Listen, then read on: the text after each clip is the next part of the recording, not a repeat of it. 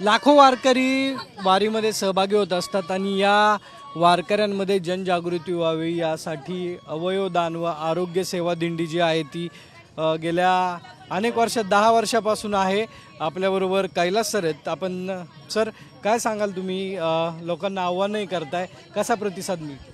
खूप छान प्रतिसाद आहे। यावर्षी अवयवदानाबद्दल जनजागृती 10 वर्षापासून वारीमध्ये चालू आहे आणि वारीमध्ये खूप चांगला रिस्पॉन्स भेटत असतो। प्रत्येकजण इथे अवयवदानासाठी तयार असतो। यावेळेस शासनानं एक महत्त्वाची गोष्ट केलेली आहे। शासनानं एक QR कोड तयार केलेला आहे आणि त्या QR कोडच्या माध्यमातून आपण ऑनलाईन पद्धतीचा अर्ज आपण भरत आहोत आणि हा ऑनलाईन अर्ज भरल्यानंतर त्यांचं डायरेक्ट नोटोच्या साईटवरती त्यांची रजिस्ट्री होते, जेणेकरून एक नॅशनल रजिस्ट्री अवयवदात्यांची तयार करण्याची प्रक्रिया या वेळेस आपण चालू केलेली आहे आणि निश्चितच याचा भविष्यामध्ये खूप चांगला फायदा भेटणार आहे।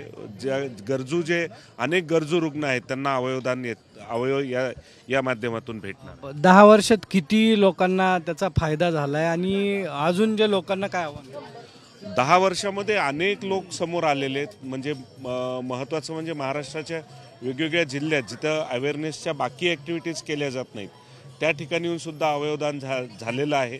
तर ह्या ज्या घटना घडलेल्या आहेत कुठंतरी मला असं वाटतं की या वारीमध्ये जो संदेश जातो तो त्यांच्यापर्यंत पोहोचतो आणि त्याच्यामुळं ते अवयवदानासाठी तयार होतात। अवयवदानाची ही दिंडी जी आहे ती सर्वांना फायद्याची आणि प्रत्येकांसाठी या ठिकाणी त्यांनी स्टॉलही लावलेला येऊन प्रत्येकजण आपलं नोंदणी जी आहे ती करू शकतं। कॅमेरामन आदर्श कटकेसह सागरावर साम TV बेलवाडी। देश विदेशातील प्रत्येक घडामोडींचे लाईव्ह अपडेट मिळवण्यासाठी आता साम टीव्हीच्या सर्व सोशल मीडिया प्लॅटफॉर्मला लाईक, फॉलो आणि सबस्क्राईब करा।